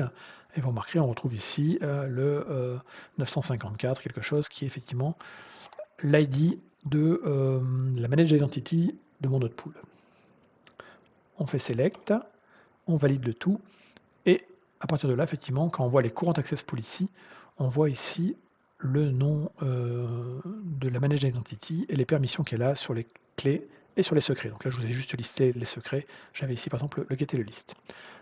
Petit point de piège à faire très attention, bien penser à cliquer sur Save. Tant que vous n'avez pas fait Save, eh bien ça ne fonctionnera pas. Donc vous risquez de voir dans vos logs, ça se voit très bien si vous faites un kubectl describe le nom de votre pod qui est censé utiliser vos secrets, qu'il vous dira non, j'arrive pas à m'authentifier ou j'ai pas d'accès. Souvent, en fait, on oublie de cliquer sur le bouton Save ici, et du coup, en fait, les changements ne sont pas appliqués. Donc effectivement, l'authentification est faite, mais l'Access Policy n'a toujours pas été validé. Donc ici, j'ai repris donc les fichiers que je vous ai montrés tout à l'heure. Donc je fais un kubectl apply et donc je crée ma storage provider class, celle qui va donc du coup exposer certains secrets, certaines clés pour un Azure Key Vault donné et pour une identité managée donnée. Une fois que j'ai fait ça, j'ai un petit sample tout simple ici qui crée un pod en fait et qui va monter dans ce pod en fait sous la forme d'un volume, les données que j'ai exposées au travers de la Secret Provider Class. Donc là, je déploie ici, je vois donc ça a déployé ici un nouveau pod qui s'appelle Secret Nginx Storage Inline, qui est en train de tourner. Maintenant, je fais une description de tout ça. Et qu'est-ce que je vois apparaître? Ici, je commence à voir apparaître que dans les points de montage, j'ai monté ici, hop, deux choses, MNT Secret Store from le Secret Store Inline. Et ici, effectivement, que je me suis connecté avec un token particulier. Donc c'est surtout celle-ci qui va m'intéresser. Et si on regarde le détail derrière, on va voir ici, dans les volumes, qu'un volume a été créé qui s'appelle Secret Store Inline de type CSI, Container Storage Interface Volume, avec un driver qui est le driver que j'ai configuré, le Secret Store CSI. D'accord.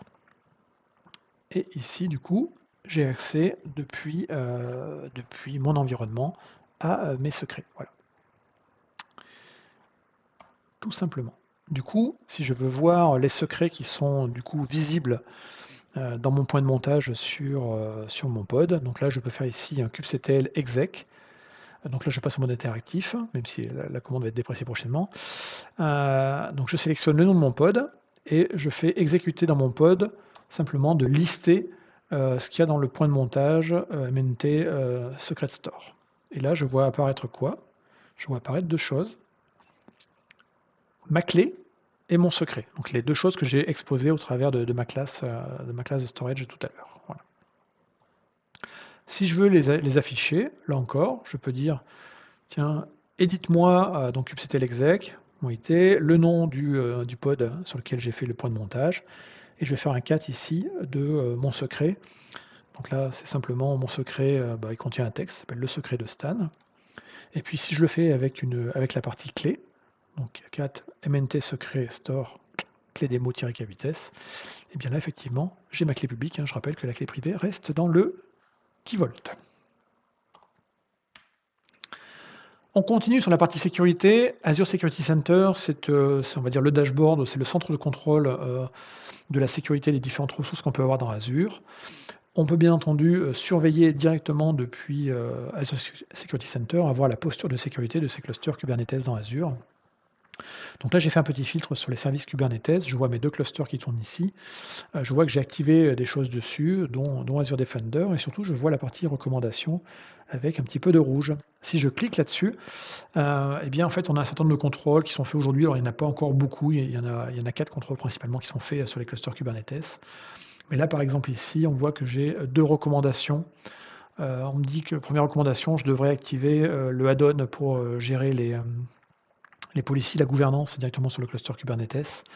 Et puis on voit également, et on dit ici que mon API server est aujourd'hui exposé de manière publique, sans restriction en termes de plage d'adresse IP, ou alors on ne l'a pas mis en private link, et donc on me dit on pourrait restreindre un peu l'accès, et donc là on a le détail chaque fois avec le quick fix. Donc si on regarde dans le détail, ici, donc là on vous explique un petit peu ce qu'il y a à faire et à quoi ça sert, avec le détail derrière. On vous dit que ce serait mieux de faire une restriction en autorisant, en définissant des plages d'adresse IP autorisées, ou alors simplement en utilisant un private cluster, et là on vous donne la documentation vers le private cluster. Voilà. Quick remédiation, voilà, vous pouvez enclencher derrière des mécaniques automatiques si vous voulez le mettre en place, ou des mécaniques manuelles. Dans ce cas-là, si vous voulez faire de manière manuelle, on vous dit ok, pour configurer des plages d'adresse autorisées, allez directement dans la documentation qui est ici, et là vous avez tout le détail. Donc le but vraiment est de vous aider en gros à utiliser les bonnes pratiques sur des basiques entre guillemets en termes de sécurité. Deuxième élément également, on peut activer sur des clusters Kubernetes des add-ons d'Azure Security. qui s'appelle donc Azure Defender.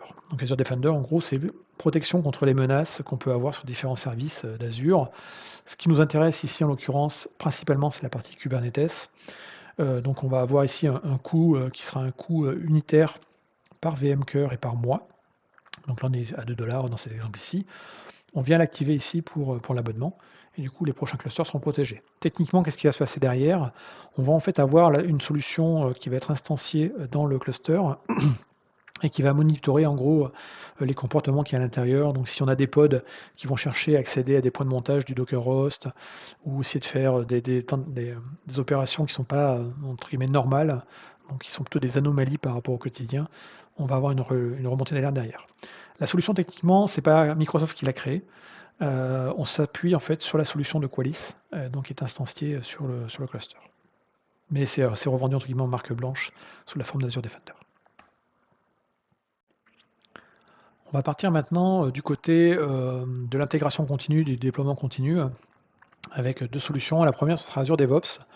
Donc Azure DevOps, vous connaissez peut-être, c'est un service de type SaaS, anciennement Visual Studio Team Foundation, qui est donc, et du coup, est un service qui va inclure un ensemble de services pour faire en gros de l'industrialisation. Donc il va y avoir bien entendu des pipelines, donc des pipelines qui vont permettre donc de faire des processus d'intégration continue pour les phases de build et des processus de déploiement continu ou de delivery continu sur les phases de release. On va avoir la partie Azure Board, effectivement, qui permet de faire des tableaux de bord. On a les artefacts, on a les repos qui sont effectivement des repos privés qu'on peut exposer publiquement plus ou moins, de type Git. Et puis après, la partie test plan. Ce qui va nous intéresser principalement dans la partie intégration avec Kubernetes, ce sera la notion de repo et surtout de pipeline. Et pour cela, en fait, il y a une première intégration assez simple qui a été faite par les équipes il y a quelques temps. Alors, je crois que c'est encore en preview à vérifier. C'est l'intégration directement dans l'interface d'administration, le portail d'Azure, donc la zone AKS de la partie Azure DevOps. Donc l'idée, en fait, elle est pour un usage très particulier qui est de dire, OK, j'ai des développeurs qui vont faire du code, ils vont pousser leur code dans un repo, donc un Git, un Azure DevOps ou autre. Quand ce code sera commité, on voudrait déclencher de manière automatique une phase de build qui va générer une image de container qui sera posée dans une Azure Container Registry, qui sera ensuite utilisée par le cluster AKS pour déployer le workload sur le cluster. Et là, c'est une chaîne tout à fait classique, sauf qu'effectivement, on facilite pour quelqu'un qui est novice dans le sujet cette phase d'intégration. Donc pour des développeurs qui ne veulent pas se poser la question de, une fois que mon code il est compilé, comment je le mets dans un container, comment je build le container, comment je le dépose au bon endroit, comment je génère les manifestes YAML pour que ce soit ensuite déployé sur le cluster Kubernetes, c'est à ça que sert en fait cette intégration. Donc pour ceux qui connaissent déjà Azure DevOps, on va dire que c'est pas forcément la meilleure chose, que ça reste un assistant qui est limité à faire ce qu'il sait faire, mais il le fait plutôt pas trop mal. Donc on va partir ici, donc on est dans la console d'Azure Kubernetes Service, et on va aller dans la partie Settings, et plus particulièrement sur Deployment Center. Donc c'est encore actuellement en preview à la date d'aujourd'hui. On va cliquer sur Add Project, et ici on va vous demander, donc c'est un petit assistant tout simple qui va vous poser quelques questions qu'on pourrait poser à un dev, entre guillemets. Un dev qui ne veut pas faire de manifeste YAML, qui ne veut pas connaître Kubernetes, mais juste faire son application, la mettre en container et c'est tout. Et donc on demande d'abord, où est le code? Donc le code peut être dans un Azure Repo, dans GitHub, le service public, dans du Bitbucket Cloud, ou sur globalement n'importe quel Git externe, qui soit privé ou public. Dans mon cas ici, on va commencer par la partie Azure DevOps. Donc je vais dire que j'ai un Azure Repo. Donc il vient de demander, donne-moi quel est le repo. Donc je choisis mon organisation, le projet, et dans le projet, le repo. Et bien entendu, je choisis ma branche. Une fois que j'ai fait ça, et bien en fait, l'assistant va scanner mon dépôt à la recherche d'un Dockerfile. Donc là, ça fait partie des prérequis. Pour utiliser cet assistant, il vous faut au moins un Dockerfile derrière. Donc là, on a un Dockerfile ultra simple, mais ce n'est pas le but de faire un Dockerfile compliqué pour cet exemple. Donc j'ai un Dockerfile ici, et là il m'analyse, il me dit ok, on a détecté que pour ton Dockerfile, tu pourras avoir besoin de tel numéro de port à ouvrir ou de tel build contexte. Bon ici, pour l'instant on va rester simple, On va dire OK, port 80 derrière, le Dockerfile étant simplement ici, heu, un Nginx avec une page personnalisée, c'est tout. Ensuite, l'assistant va demander: «OK, on va déployer ça dans un cluster Kubernetes. Est-ce qu'on le déploie dans un nouveau namespace?» auquel cas on va donner ici le nom du nouveau namespace dans lequel le déploiement sera fait, à l'issue du pipeline de déploiement. Ou est-ce qu'on réutilise un namespace existant? Ensuite, ben, le pipeline de build, le numéro 1, le CI, va en fait créer une image. Donc cette image doit être stockée dans une container registry, une ACR. Donc on vous propose soit d'en créer une nouvelle, soit d'en utiliser une existante. Donc dans mon cas ici, j'en ai repris une existante. Et c'est tout.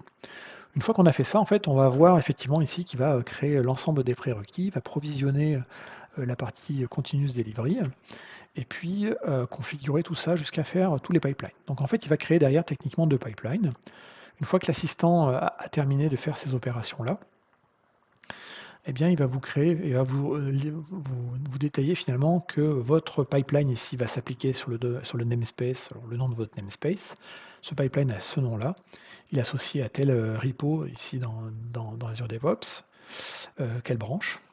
Et si on veut plus de détails, donc là, à la limite, on n'a pas besoin, une personne, un développeur qui ne voudrait pas aller plus loin, savoir de comment ça marche derrière la mécanique, il peut à la limite se satisfaire ici presque de ce qu'il a ici. Si on veut en savoir un peu plus, on va venir ici cliquer sur la partie build. Et là, du coup, on peut directement voir les jobs qui sont en train de tourner, hein. Donc la partie build est relativement simple. Alors dans mon cas, j'ai quelques éléments supplémentaires qui ont été injectés par des policies de mon organisation. Mais globalement, le job consiste en gros à faire une initialisation ou pardon, un checkout ici du projet. Donc en gros, vous avez le Git qui est cloné. L'image est buildée, donc il va y avoir en gros un Docker build basé sur le Dockerfile fourni dans le repo. Et une fois que l'image est buildée, en fait, il y a simplement un Docker tag de l'image et un Docker push qui est fait vers la registry. Et c'est tout.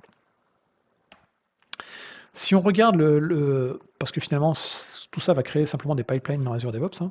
Si on regarde les pipelines, à quoi ils ressemblent, alors ceux qui sont au fait d'Azure DevOps savent qu'aujourd'hui, les pipelines, on peut les matérialiser sous deux formes.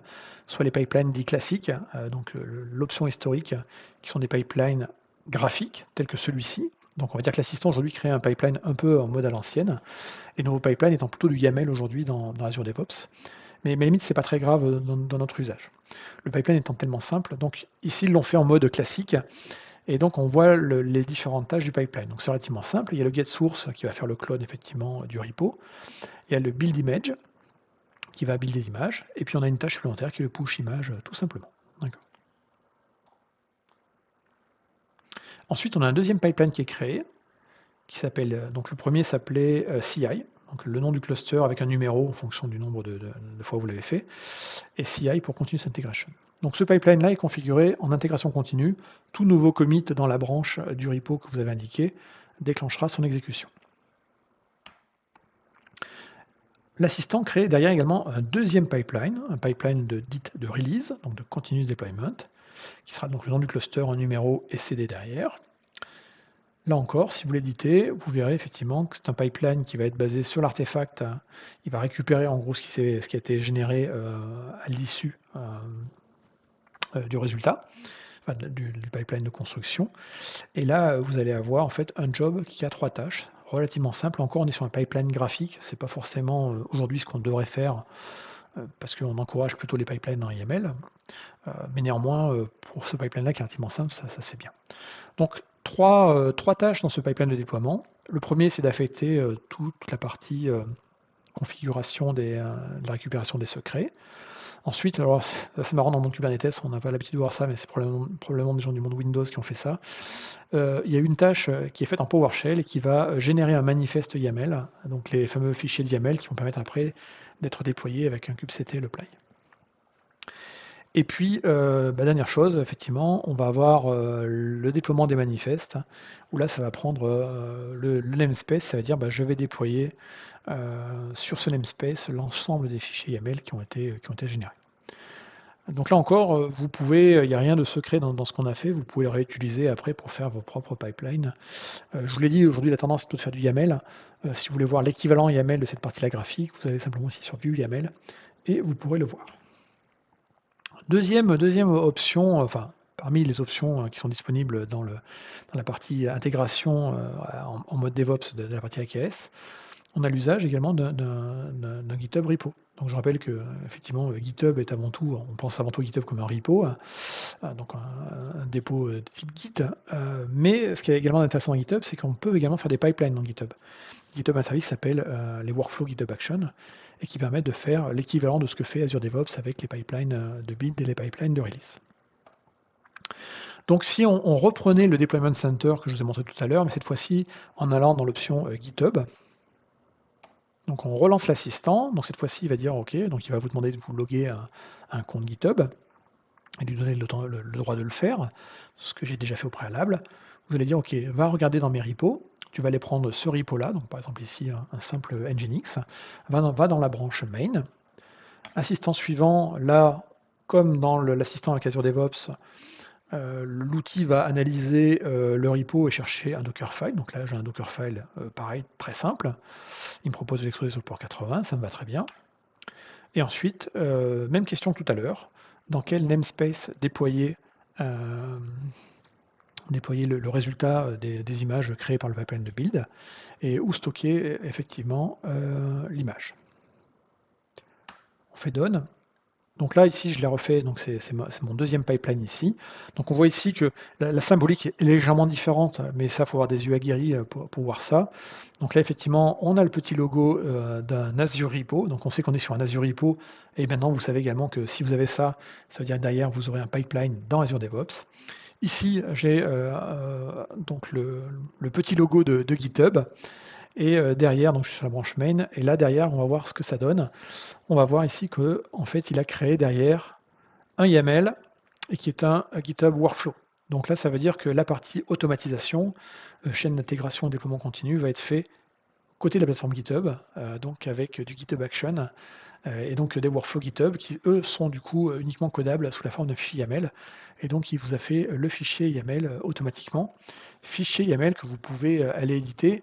Et si vous allez voir d'ailleurs le repo associé, vous allez voir la présence également d'un répertoire qui s'appelle Manifest, dans lequel automatiquement en fait l'assistant a créé pour vous les bons manifestes Kubernetes pour faire le déploiement de tout ça avec la notion de service et de ingress derrière pour exposer rapidement tout ça.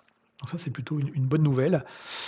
Si on va dans la partie action de ce repo justement, eh bien on voit ici qu'on a eu la création d'un nouveau fichier de workflow, que le workflow s'est exécuté une bonne fois avec un check ah oui. Et si on va dans le détail si on veut voir à quoi ressemble ce pipeline, et bien là, on n'a plus qu'à aller dans le fichier, dans la partie workflow.github.workflow, et là vous avez le YAML qui s'appelle deploy to AKS. Donc ça été fait automatiquement par l'assistant, et on voit le détail ici. Donc on remarque la présence de secrets, donc de secrets pour se loguer à l'Azure Container Registry.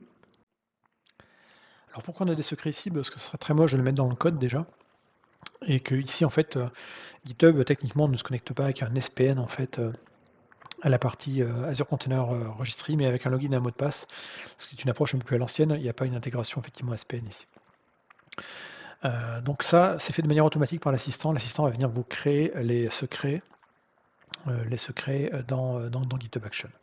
De la même façon, dans les secrets, vous allez voir apparaître un troisième secret qui sera en fait le kubeconfig, qui va permettre en fait, lors de la phase de déploiement continu, dans le pipeline de release, d'aller connecter en fait depuis les runners GitHub, d'exécuter du kubectl pour aller créer des choses dans l'API server, effectivement, qui est côté Kubernetes dans Azure. Donc là encore, ça marche bien si on a une API server qui est publique.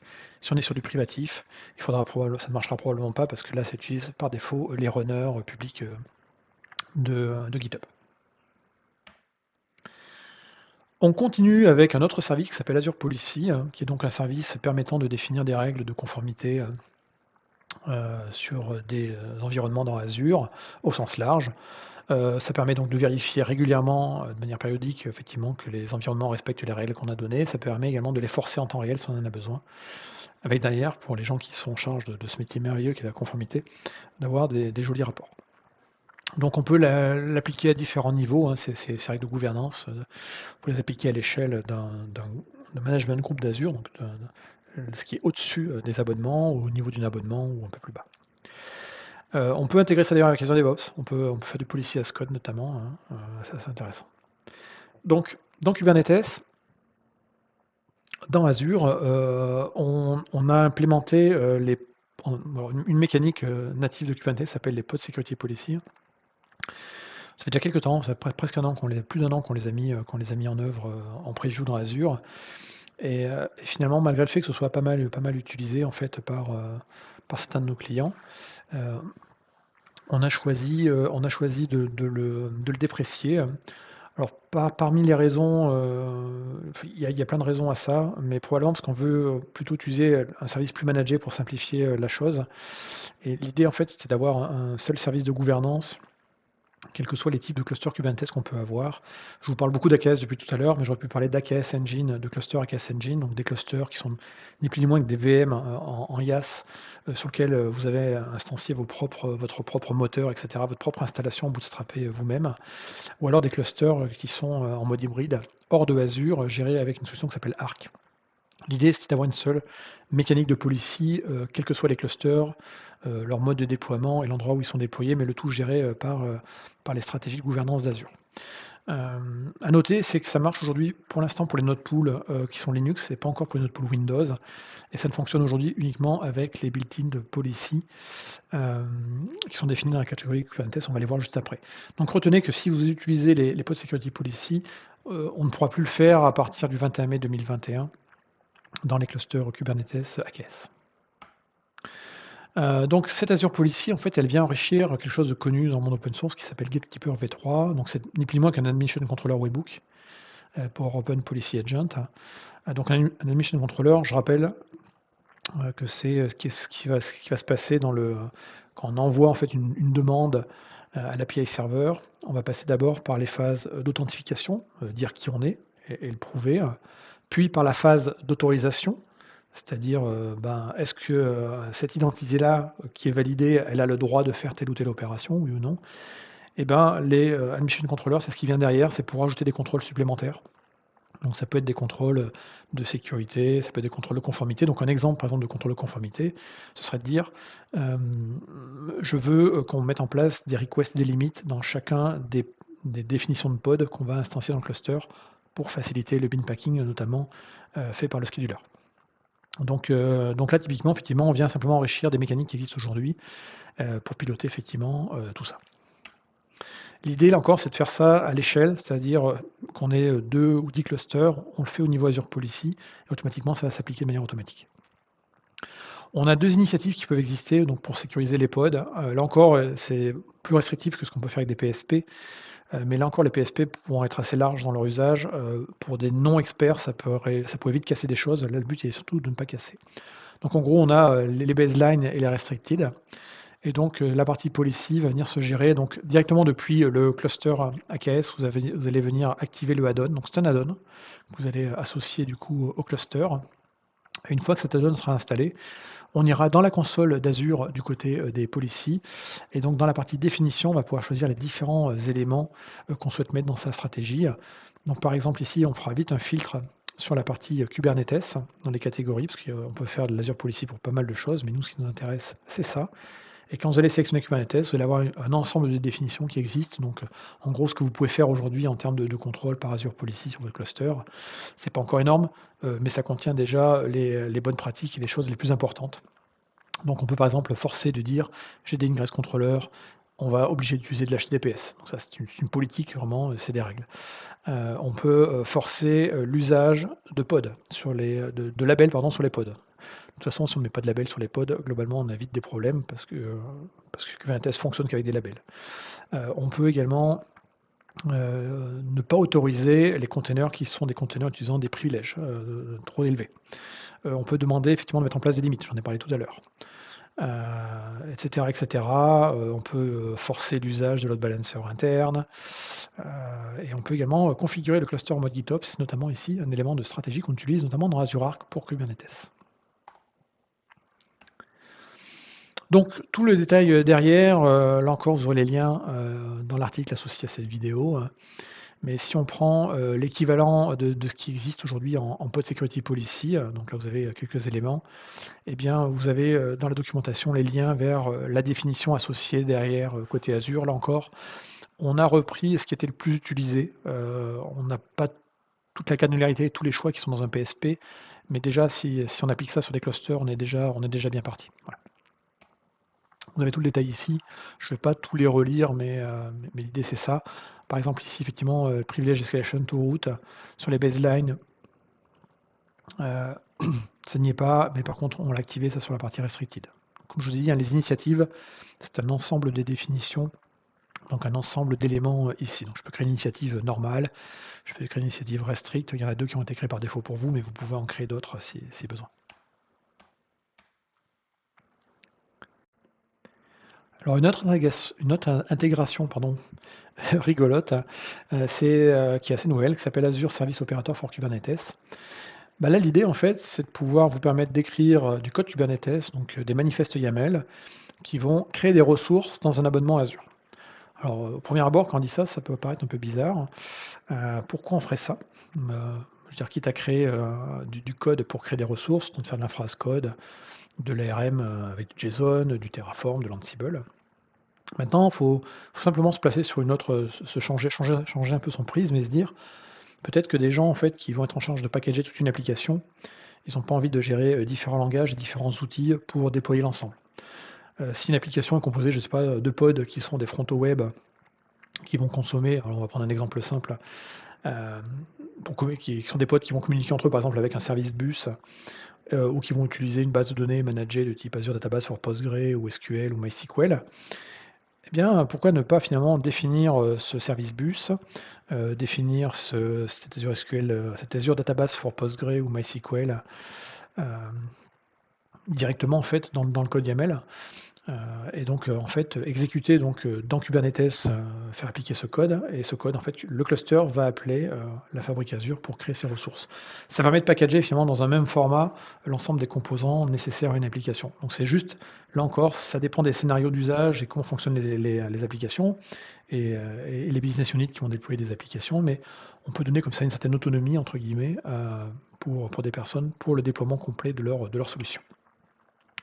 Alors comment tout ça fonctionne? Alors il faut installer un cert manager, tout d'abord, donc là encore c'est assez bien documenté, il y a un GitHub et je vous mettrai le lien derrière.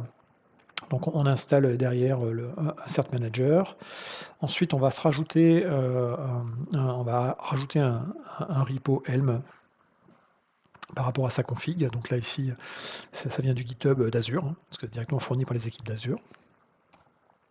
Ensuite, on va installer ce Azure Service Operator par un Helm upgrade et on va lui préciser ici sur quel namespace on veut l'installer dans le cluster Kubernetes.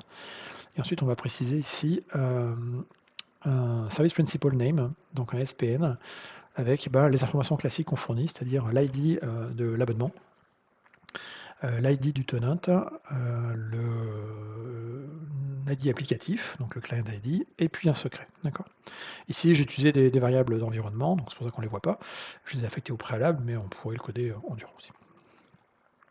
Ensuite, donc une fois qu'on aura lancé cette installation, il va vous déployer en fait un pod qui sera effectivement ce pod qui va interpréter finalement des nouveaux objets. Là encore, on va fonctionner avec du CRD, hein, des Custom Resource Definition. Et puis c'est ce pod-là en fait qui lui va faire des opérations à destination de Azure. Et c'est ce pod-là en fait qui va parler, en fait, qui va prendre c'est une demande de nouvelles ressources et qui va les transformer entre guillemets en ordre vers l'API Azure RM d'Azure. Donc si on fait un get pod de ce qui est déployé ici, on a simplement un seul pod qui s'appelle Azure Operator Controller Manager. Ensuite, la liste est supportée, elle est assez longue, il n'y a pas tous les services d'Azure, mais on va dire qu'il y a principalement les services pour la partie back-end service. On va dire back-end et communication, donc on retrouve effectivement les databases, que ce soit basées sur du SQL Server ou des bases OSS, donc open source. On va retrouver le cache Redis, après du stockage traditionnel en blob storage ou en compte de stockage normaux. API management, c'est intéressant pour se dire, voilà, je déploie mon application ou mes microservices et en plus, automatiquement, par mon code YAML, je vais déployer les services d'API management d'Azure. d'autres bases de données en NoSQL type Cosmos DB, on peut même déployer de l'AVM et du Key Vault également. Voilà. Petit exemple ici relativement simple pour comprendre. Donc ici, j'ai un YAML Kubernetes qui va me permettre effectivement, via cette Custom Resource Definition et cet opérateur, de créer des ressources groupes. Voilà, de créer un ressource groupe avec du YAML. Donc ici, ça c'est le nom de mon ressource groupe, et ça c'est la localisation de mon ressource groupe. Du coup, si je fais un kubectl apply de ce fichier-là, et bien hop, effectivement, il me dit que c'est créé. Donc là, j'envoie l'ordre à Kubernetes. Et là, si je regarde après le résultat avec ma commande AZ, et bien effectivement, je vois que j'ai un ressource groupe qui est bien été créé. Vous avez pas mal d'exemples dans ce repo-là. Là encore, je vous mettrai les liens dans l'article associé. Autre exemple, créer un compte de stockage. Donc là, on donne le nom du compte de stockage, sa localisation, son ressource groupe, sa SKU, et puis les différents paramètres qui sont nécessaires. Et là encore, on fait un kubectl apply et ça vous crée la chose. Donc vraiment, l'idée c'est ça, c'est de se dire, je veux créer des ressources dans Azure depuis mon code Kubernetes, et donc d'avoir les mêmes manifestes pour l'ensemble des composants non applicatifs, que ce soit des composants eux-mêmes instanciés sous la forme de pod ou d'objets dans Kubernetes, mais également des choses qui sont à l'extérieur, principalement en termes de communication ou de back-end service. Donc si on regarde un peu le détail de comment ça fonctionne, c'est assez barbare ce schéma, mais il est finalement assez simple une fois qu'on le reprend. Donc tout commence ici. L'utilisateur donc du coup va déployer son application et les services dépendants d'Azure de la même façon. Donc, ce sera un kubectl apply avec le nom des fichiers. Donc l'application va être déployée. Il se peut que l'application ne fonctionne pas au départ parce qu'elle aura besoin d'avoir, par exemple, un secret qui est dans un Key Vault ou d'avoir une chaîne de connexion vers la base de données, etc. Donc elle sera déployée, mais en mode attente, en attendant que les secrets permettant par exemple de se connecter entre le front-end et la base de données soient disponibles. Donc ça c'est la partie applicative. La partie Azure Ressources, donc qui sont effectivement des custom ressources, vont être donc traitées dans Kubernetes par l'Azure Service Operator, c'est-à-dire le fameux pod dont je vous ai parlé tout à l'heure. Alors lui-même, en fait, la première chose qu'il va faire, déjà, c'est d'aller mettre à jour les ressources Azure qu'on lui demande de créer. Il va aller créer les objets dans la base de TCD, c'est-à-dire ici, dans la base de données où il y a l'ensemble des objets Kubernetes qui sont créés. Donc ça, il fait la mise à jour là-dedans. Ensuite, il va se connecter auprès d'Azure Active Directory, donc s'authentifier auprès d'Azure Active Directory. Donc, étape numéro 5. Donc une fois qu'il est bien authentifié, l'étape numéro 5, si l'authentification s'est bien faite, il va récupérer un token d'authentification. D'accord. Ce token d'authentification va lui permettre, en fonction des rôles bindings qui ont été faits, bien entendu, sur le Service Principal Name, donc il faudra bien donner les bons droits sur le Service Principal Name, eh bien il va pouvoir faire une requête via le Azure SDK, donc il va faire simplement un appel en REST à l'API Resource Manager pour créer les ressources dans Azure qui nous intéressent, un compte de stockage, un ressource groupe, etc. etc. La ressource est créée. En 8, si la ressource est consommable sous la forme de secret ou il y a des éléments qui nous intéressent, eh bien les informations vont être poussées là-dedans, je ne sais pas, une chaîne de connexion vers la base de données par exemple. Et dernière étape, eh bien, effectivement, l'application qui était en stand-by, qui attendait cette ressource, va aller chercher le secret qui l'intéressait dans l'Azure Key Vault pour pouvoir démarrer. Voilà. Si on résume tout ça, c'était assez long, assez riche. L'intégration des services, il faut retenir qu'un cluster Kubernetes, il ne fonctionne pas tout seul dans Azure, il est toujours lié à d'autres services. J'espère avoir fait un tour assez exhaustif. Je n'ai pas encore parlé de la partie monitoring, ce sera l'objet d'une autre vidéo. Mais pour le reste, effectivement, on a vu que tout passe par l'Azure Active Directory pour la partie authentification, voire la partie autorisation avec le airbag qui est en preview, qu'on peut étendre en fait son cluster Kubernetes avec de l'Azure Container Instance sous la forme d'un virtual kubelet, qu'on peut également utiliser Azure Kubernetes, et très souvent avec derrière une Azure Container Registry pour la partie gestion des images et des chart Helm, que les secrets peuvent être allés chercher les secrets et les clés directement dans un Azure Key Vault. Là, on l'a vu grâce au CSI Driver. Et puis qu'on peut déployer des backing services, du stockage, des bases de données, etc. au travers de l'Azure Operator pour Kubernetes. Partie automatisation, on a vu la partie Azure Deployment Center qui permet depuis AKS en fait directement de provisionner de manière automatique par un assistant soit des workflows GitHub donc utilisant les GitHub Actions, soit des pipelines Azure Pipeline dans Azure DevOps, en utilisant soit les repos, Azure DevOps, soit les repos, GitHub. Et puis il nous reste effectivement la partie monitoring qu'on verra dans une prochaine vidéo. Je vous remercie de votre attention et à bientôt.